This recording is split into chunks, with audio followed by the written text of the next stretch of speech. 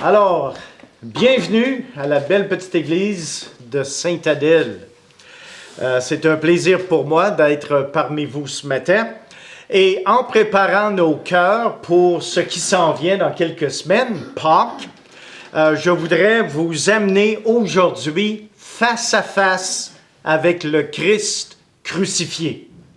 Pour ceci, j'aimerais avoir quelques passages des Saintes Écritures que je vais lire pour vous. Le premier est dans l'Évangile de Matthieu, Matthieu chapitre 8 et le verset 5 à 13. Parce que dans la Bible, nous avons certains centeniers. Et ces centeniers avaient quelque chose de spécial à nous enseigner. Et je vous ai donné une référence dans Matthieu, mais c'est actuellement Matthieu chapitre 27. Et j'aimerais lire le verset 54. Matthieu chapitre 27 et le verset 54. Alors, ce texte nous dit ceci. Le centenier et ceux qui étaient avec lui pour garder Jésus, ayant vu le tremblement de terre et ce qui venait d'arriver, furent saisis d'une grande frayeur et dirent, assurément, cet homme était Fils de Dieu. Maintenant, tournez avec moi dans l'Évangile de Luc, chapitre 23, et j'aimerais lire le verset 47. On parle de la même personne, le même centenier. Le centenier, voyant ce qui était arrivé, glorifia Dieu et dit, « Certainement, cet homme était juste. » Et pour le passage principal pour notre étude de ce matin, nous allons aller dans l'Évangile de Marc, chapitre 15, et j'aimerais lire du verset 33 au verset 45. Alors, Marc, chapitre 15, ici, verset 33. La 6e heure étant venue, il y eut des ténèbres sur toute la terre, jusqu'à la 9e heure. Et à la 9e heure, Jésus s'écria d'une voix forte, « Eloi, Eloi, lama sabachthani » ce qui signifie, « Mon Dieu, pourquoi m'as-tu abandonné ?» Quelques-uns de ceux qui étaient là l'ayant entendu dire, « Voici, il appelle Élie » Et l'un d'eux courut remplir une éponge de vinaigre et l'ayant fixé à un roseau et lui donna à boire en disant, « Laissez, voyons si Élie viendra le descendre. » Mais Jésus, ayant poussé un grand cri, expira. Le voile du temple se déchira en deux, depuis le haut jusqu'en bas. Le centenier qui était en face de Jésus, je veux que vous souligniez ceci dans votre Bible et spécialement sur les tablettes de votre cœur. Ce centenier était en face de Jésus. Quand vous faites face au Seigneur crucifié, il y a des choses qui se passent dans votre vie. Et le reste du texte nous dit ici, non seulement il était en face de Jésus, mais voyant qu'il avait expiré de la sorte, dit, assurément, cet homme était Fils de Dieu. Il y avait aussi des femmes qui regardaient de loin. Parmi elles était Marie de Magdala, Marie, mère de Jacques, le mineur, et de Jose et Salomé, qui le suivaient et le servaient lorsqu'il était en Galilée, et plusieurs autres qui étaient montés avec lui à Jérusalem. Le soir étant venu, comme c'était la préparation, c'est-à-dire la veille du sabbat, arriva Joseph d'Arimathée, conseiller de distinction, qui lui-même attendait aussi le royaume de Dieu. Il osa se rendre vers Pilate pour demander le corps de Jésus. Pilate, s'étonnant qu'il fût mort si tôt, fit venir le centenier et lui demanda s'il était mort depuis longtemps. S'en étant assuré par le centenier, il donna le corps à Joseph. Alors ce matin, nous allons nous concentrer sur ce centenier. En l'an 63 avant Jésus-Christ, Rome annexa la Palestine à son empire à titre de conquérante. Elle plaça ses troupes de soldats dans les diverses régions de ce territoire par légion de 6 000 hommes. Une légion, c'est 6 000 hommes. Mais aussi, ils ont établi des cohortes. Une cohorte était 500 personnes. Et de ces cohortes sont sortis les centenaires. Les centenaires étaient dirigés par un centurion, un homme qui était reconnu pour son courage et lui était à la direction de 100 hommes. Et leur rôle principal, c'était de maintenir l'ordre public au nom de l'empereur. En ce qui concerne la crucifixion, la croix était un ancien instrument d'exécution. À l'origine, la croix n'était qu'un poteau auquel le corps d'un criminel était attaché afin de l'exposer publiquement. Cependant, à l'époque des Romains, un autre morceau de bois a été ajouté au sommet du poteau pour former un T. Et c'est la croix que nous reconnaissons aujourd'hui. Au fil des ans, cette méthode d'exécution a développé plusieurs variantes. Cependant, c'est durant la période romaine que cette méthode d'exécution a développé certains standards. Le prisonnier devait porter une enseigne autour de son cou décrivant son crime. Le prisonnier portait aussi sa croix, c'est-à-dire la partie supérieure. C'était ce qu'il portait, et non pas la croix en entier, comme nous a enseigné certaines religions aujourd'hui. Et il portait cette croix jusqu'au lieu de la crucifixion. Le prisonnier était ensuite déshabillé et fouetté. Ses bras étaient attachés à la barre transversale par des câbles ou des clous. Ensuite, la croix était soulevée et attachée au poteau déjà en place. Un petit morceau de bois était cloué à la hauteur de la hanche afin de supporter le poids du corps suspendu. Souvent, les pieds étaient aussi attachés ou cloués au poteau. Pour servir d'exemple, les croix étaient toujours érigées dans des lieux publics. La mort était très lente et souvent, elle pouvait prendre quelques jours. Les Romains considéraient cette peine de mort comme la plus misérable de toutes les exécutions. Cette exécution était habituellement réservée aux pires des criminels. Le fait que Jésus était crucifié prouve que sa sentence a été prononcée par le procureur romain Pilate, lui qui était le seul à avoir l'autorité d'imposer la peine de mort. De plus, le fait que la condamnation de Jésus disait « Roi des Juifs » révèle que le Christ n'a pas été condamné pour avoir blasphémé, comme l'avaient accusé les chefs religieux, mais plutôt pour avoir été reconnu coupable d'un crime politique de haute trahison. Les Romains considéraient la déclaration d'un Messie comme une menace pour le trône de César. Le Nouveau Testament accorde une place importante à certains centurions. Nous en avons 4 dans le Nouveau Testament. Nous allons nous diriger ce matin vers un de ces 4 centurions. Nous avons le centurion de Capernaum qui était reconnu pour sa foi. Lui qui voulait avoir la guérison pour son serviteur, il a exercé une foi incroyable. Nous avons le centurion Corneille qui a reconnu le besoin spirituel pour sa famille. Nous avons le centurion Jules qui était reconnu pour son fiasco. Lui, le centurion qui était sur le bateau avec l'apôtre Paul, qui a fait naufrage parce qu'il a refusé d'écouter l'apôtre Paul. Mais nous avons aussi le centurion dont nous avons lu l'histoire ce matin. Le centurion de Golgotha. Lui qui était reconnu pour sa frayeur.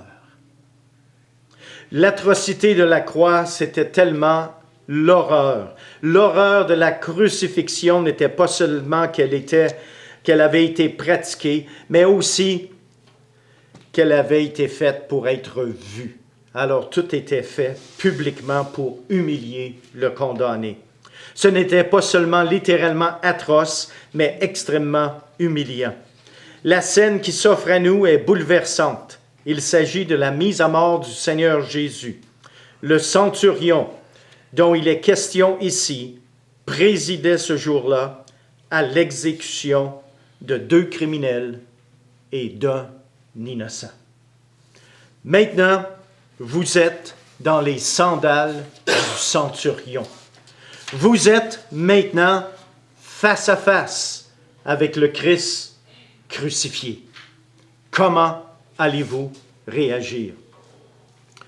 Voici quelques leçons que nous pouvons apprendre. Quel événement unique dans l'histoire de l'homme se déroule devant nos yeux?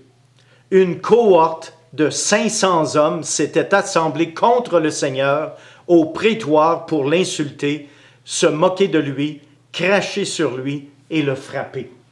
Je veux que vous veniez avec moi lire le passage dans l'Évangile de Matthieu, chapitre 27 et le verset 27. N'oublions pas qu'avant la crucifixion, Jésus était devant Pilate. Et ici, dans Matthieu, chapitre 27, verset 27, nous lisons ceci. Les soldats du gouverneur conduisirent Jésus dans le prétoire et ils assemblèrent autour de lui toute la cohorte. Vous vous rappelez ce que je vous ai dit au début? Une légion était 6 000 hommes. Une cohorte était combien d'hommes? 500. 500 hommes autour de Jésus pour le gifler, lui tirer la barbe, pour cracher dessus. 500 hommes. 500. Wow. Et ça, il n'était pas encore sur la croix. Maintenant, c'est à Golgotha, c'est au centenier qu'est laissée la tâche d'exécuter la sentence de mort contre le Seigneur Jésus. De cette cohorte de 500 hommes, il y avait un centenier qui, avec ses 100 hommes, lui avait la responsabilité d'exécutionneur. C'est lui qui avait la responsabilité de crucifier le Christ. La sentence qu'avait livrée Pilate, alors que le Seigneur était pendu au bois, le centurion se tenait vis-à-vis de lui. Après avoir été insulté par 500 hommes de la cohorte, maintenant ce centurion est devant le Christ. Vis-à-vis, face à face. Maintenant, le jour va venir où chacun de nous, soit pour être accepté au ciel ou pour être condamné en enfer, nous allons tous faire face au Seigneur Jésus-Christ. Mais ce centurion, qui avait la tâche d'exécuter le Seigneur, maintenant, il a une expérience personnelle face à face avec Jésus.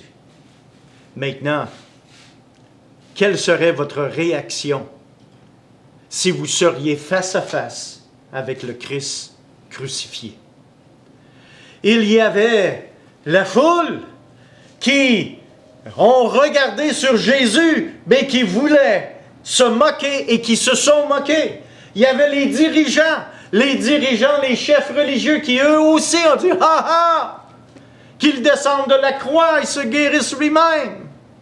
Mais quand le centurion est venu face à face avec Jésus, finalement, après avoir entendu Jésus crier 2 fois, et ça, parfois, on manque ceci dans les Écritures.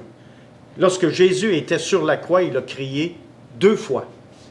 La première fois, c'était « Eli, Eli, lama sabachthani » « Mon Dieu, pourquoi m'as-tu abandonné? » Et son deuxième cri, la Bible nous dit que c'était un grand cri. Et il expira son dernier souffle. Et ayant entendu ce deuxième cri, le centurion s'est humilié parce qu'il était maintenant face à face avec le Fils de Dieu.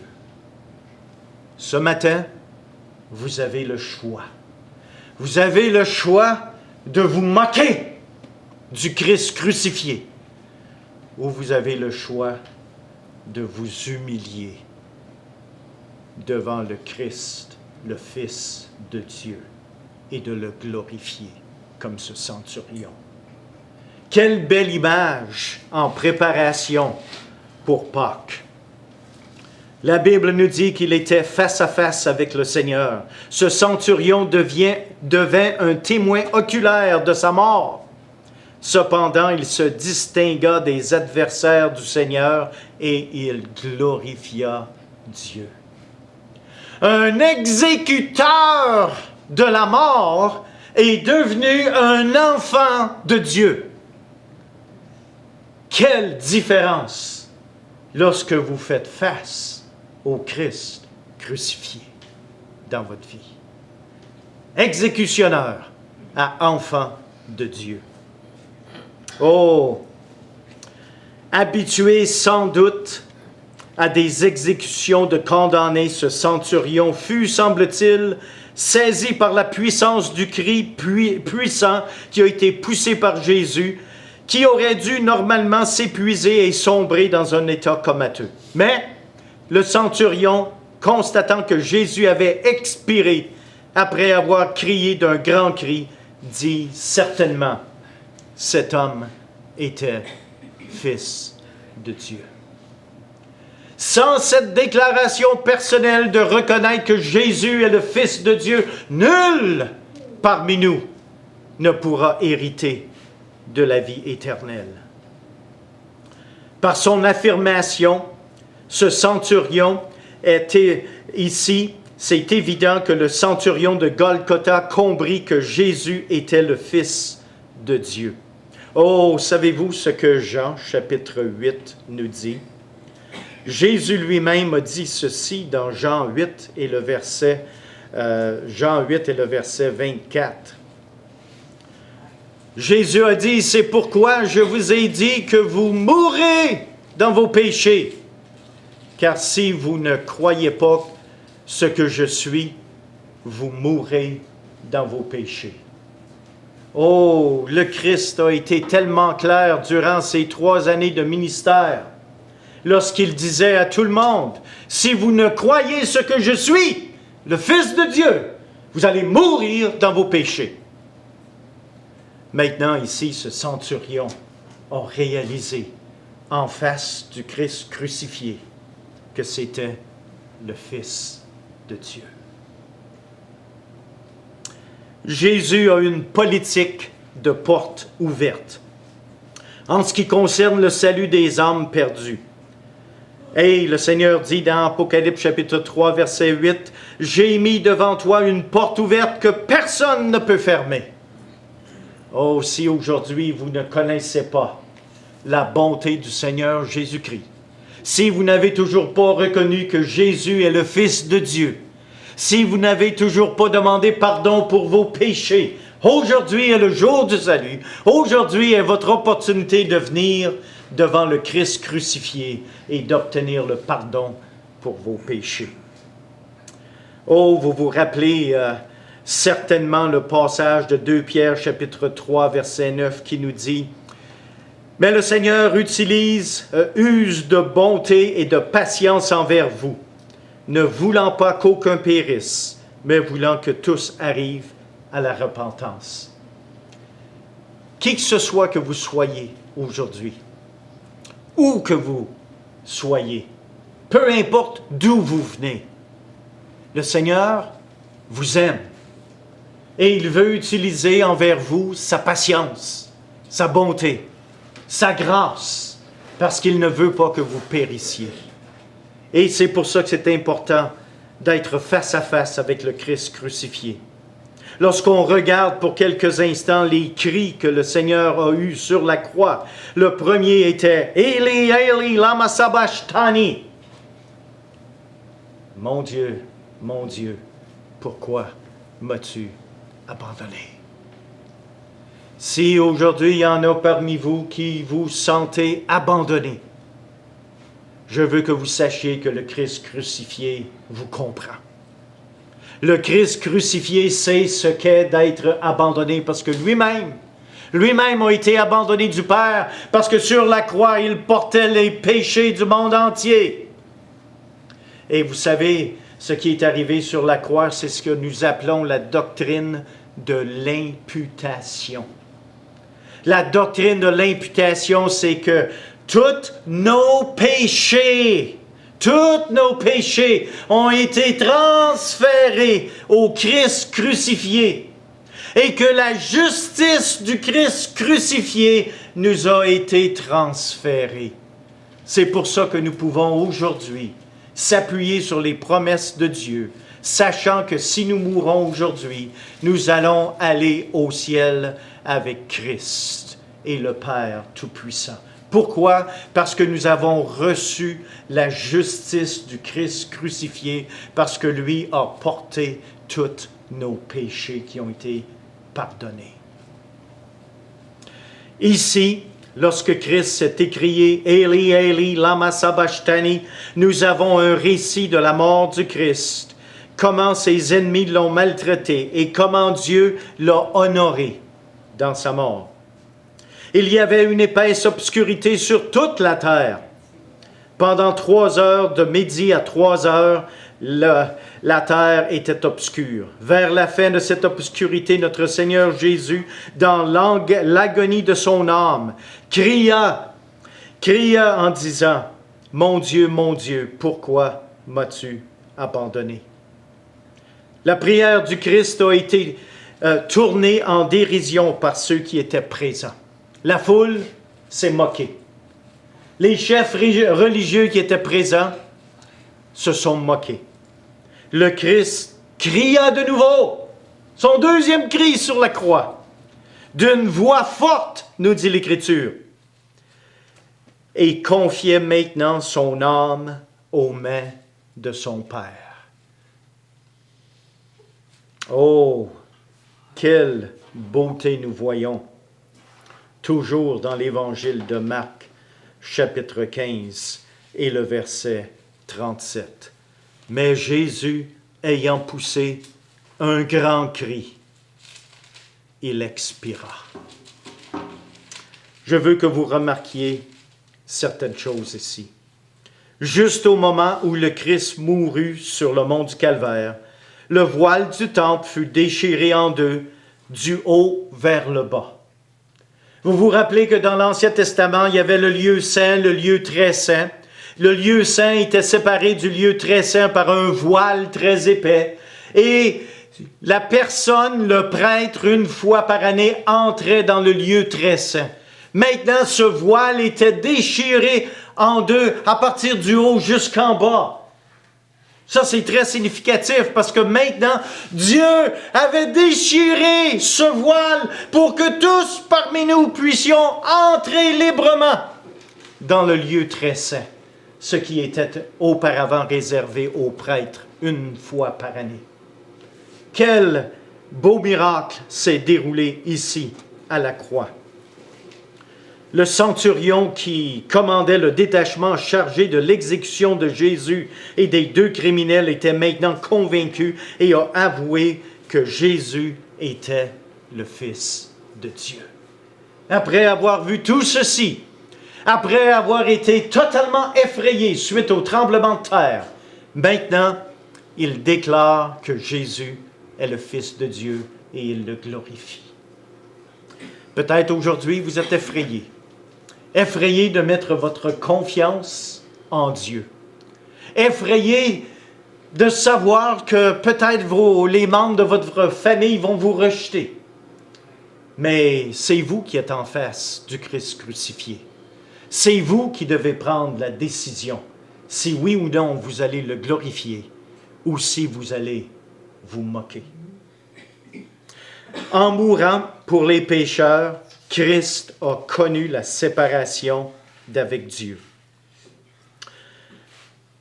Également, le cri de Jésus a confirmé sa confiance constante en Dieu. Ici, la prière de Jésus était très significative. Il a dit « Mon Dieu, Oh, ça c'est plutôt intéressant. Ce n'est pas souvent que nous entendons ou que les prières de Christ ont été enregistrées pour nous. C'est la seule prière ici qui est enregistrée de Jésus dans laquelle il n'a pas utilisé le nom Abba, Père. Il a dit « Mon Dieu, mon Dieu ». Jusqu'à son dernier souffle, Jésus a revendiqué le Père comme son Dieu. Il est mort, abandonné par Dieu, afin que son peuple puisse revendiquer Dieu comme leur Dieu et ne jamais, jamais être abandonné. Ce dernier cri de Jésus était fort. Oh, souvent on pense à Jésus comme une voix douce, une voix pas trop énervante. Mais à quelques reprises, dans les Écritures, nous savons que Christ pouvait crier. Lorsqu'il a chassé les vendeurs du temple, comment pensez-vous que ceci est arrivé? Excusez-moi, messieurs, mais pourriez-vous aller de l'autre côté de l'allée, s'il vous plaît? Pas du tout! Il a pris des cordes, les a changées en voix, et dit « Sortez d'ici! » Dans Jean chapitre 11, à la résurrection de Lazare, il est arrivé au cimetière avec les deux sœurs. Les sœurs, ils pleuraient parce qu'ils avaient perdu leur frère. Jésus leur a parlé de la résurrection. Et il a dit quelque chose. Il a dit aux gens, il dit, roulez la pierre. Pourquoi que Jésus a fait ça comme ça? C'est parce que Jésus n'est pas là pour impressionner la foule. Il y a un principe biblique quand Jésus exerce un miracle. Le principe biblique est celui-ci. Dieu ne fera jamais pour vous ce que vous pouvez faire pour vous-même. Les gens ne pouvaient pas ressusciter Lazare, mais ils pouvaient rouler la pierre. Alors Jésus dit rouler la pierre. Mais la deuxième chose que Jésus dit, d'une voix forte, Lazare, sors! Oh, les gens ne pouvaient pas ressusciter Lazare.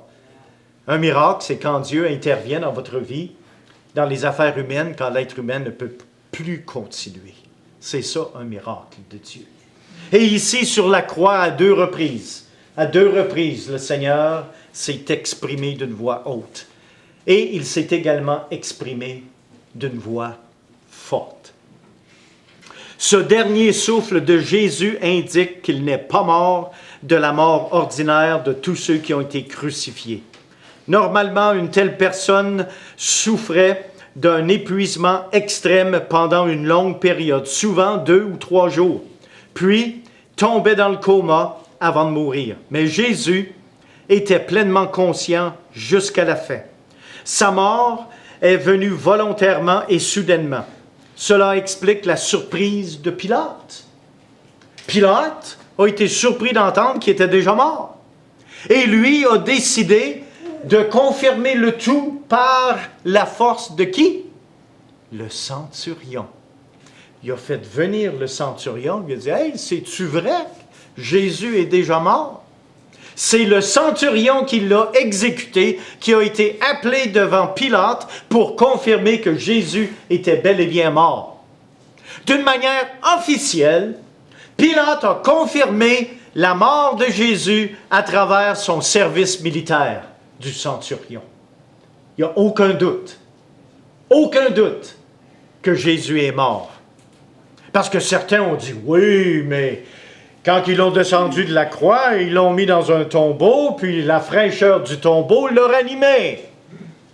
Oh, excusez-moi, ça a été confirmé par le service militaire de Pilate, qu'il était bel et bien mort. Pilate fut étonné. Mais à cause de tout ce qui était arrivé, ce centenier a passé d'exécuteur de la mort et devint enfant de Dieu. Quand vous êtes face au Seigneur Jésus-Christ et que vous acceptez de vous humilier devant lui et de reconnaître qu'il est Fils de Dieu, il peut vous accorder le pardon de vos péchés. Et maintenant, toute votre ancienne vie, peu importe la grandeur du péché, ça peut être pardonné à cause du fait que vous avez reconnu que Jésus est le Fils de Dieu. La mort de Jésus avait été confirmée par un officier militaire romain au service de Pilate.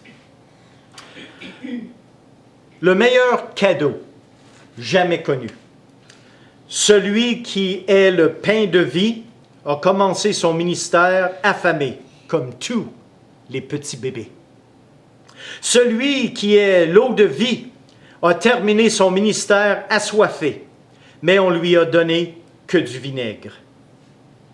Il était fatigué, néanmoins, il est notre repos, même s'il n'avait pas d'endroit où reposer sa tête. Il a rendu hommage à son Père, cependant lui-même est roi des cieux et de la terre. Il a prié son Père, cependant il entend aussi nos prières de son trône céleste à la droite du Père. Il a versé des larmes, néanmoins c'est lui qui nous console et qui essuie toutes nos larmes. Il a été vendu pour 30 pièces d'argent par un traître. Cependant, c'est lui qui payait la dette pour racheter les pécheurs qui se repentent. Il a été amené à l'abattoir comme une brebis. Cependant, c'est lui qui est le bon berger qui nous conduit dans de verts pâturages. Il est mort et a donné sa vie, et en mourant, il a anéanti la mort par sa résurrection. Nous pouvons établir certains contrastes entre la croix, la crucifixion et la résurrection. À la crucifixion, c'était le résultat du péché. Mais à la résurrection, eh bien, la résurrection apporta le pardon, la sainteté et la vie éternelle aux pécheurs. La crucifixion apporta la noirceur, alors que la résurrection apporte la lumière.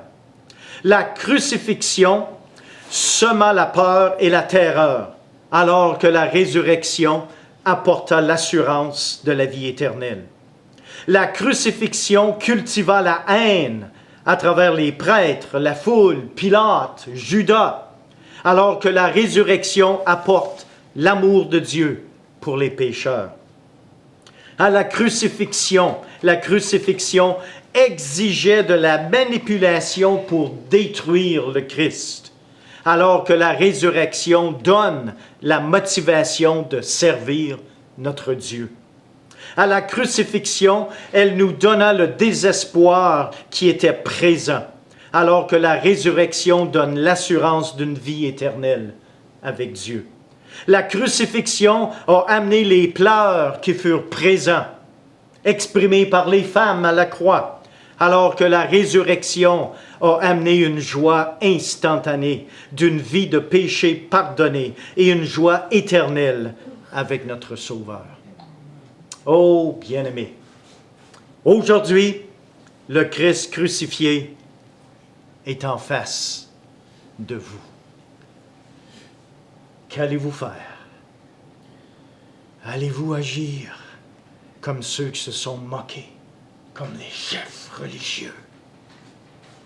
Ou allez-vous reconnaître qu'il est le Fils de Dieu, vous humilier devant lui, reconnaître qu'il est le Fils de Dieu, pour que vous puissiez avoir vos péchés pardonnés et finalement le glorifier? Quelle est votre décision? C'est ainsi que vous passerez d'exécuteur du Fils de Dieu à enfant de Dieu. Que le Seigneur vous bénisse. Et si certains aimeraient avoir des copies des notes, j'en ai amené quelques-unes.